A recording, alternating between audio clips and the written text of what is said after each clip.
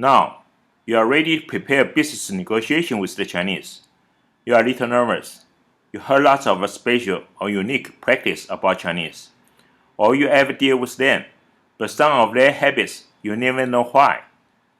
Then congratulate. You come to the right place. You will find out all of this within 2 hours. Wait, I hear someone say they have no business with the Chinese yet. Well, someday you will.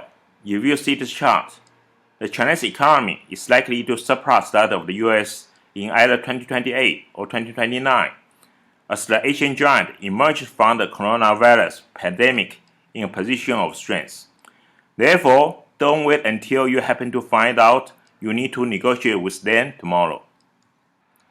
Come to the negotiation with the Chinese. Firstly, you need to know you are not negotiating with the random individuals. You are negotiating with one coming from a culture group. Such a culture are a mix of complex elements. The major are three intervened and interacting factors. Because of these factors mixed together, it will generate the unique behavioral and thinking patterns. If you don't dig out the background reason, you will sometimes feel frustrated about the situation you encounter. However, since you discover back end, then everything will become very understandable. When East meets the West, you need to prepare the Chinese has a very different concept about negotiation from Westerners.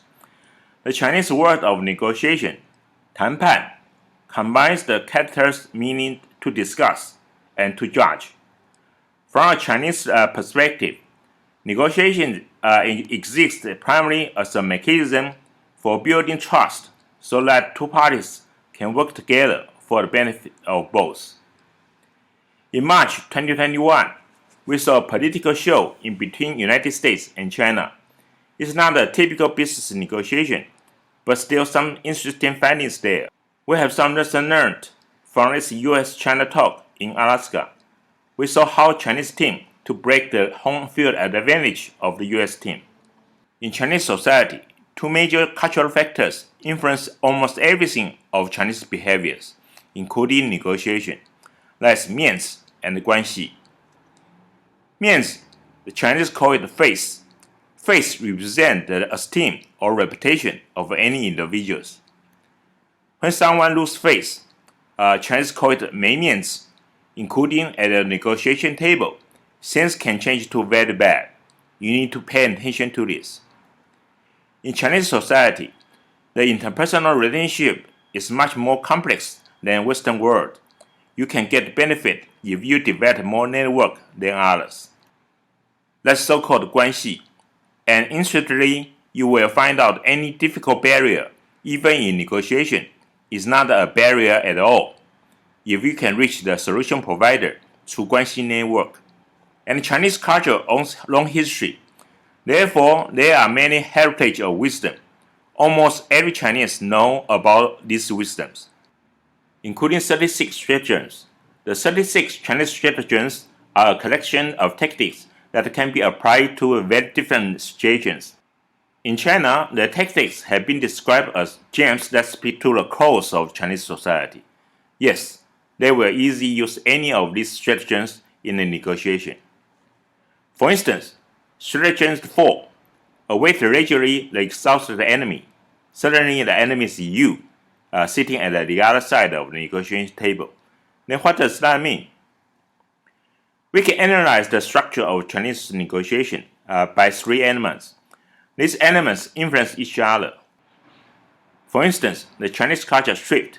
It can lead to their tactics of claiming always that the price is too high.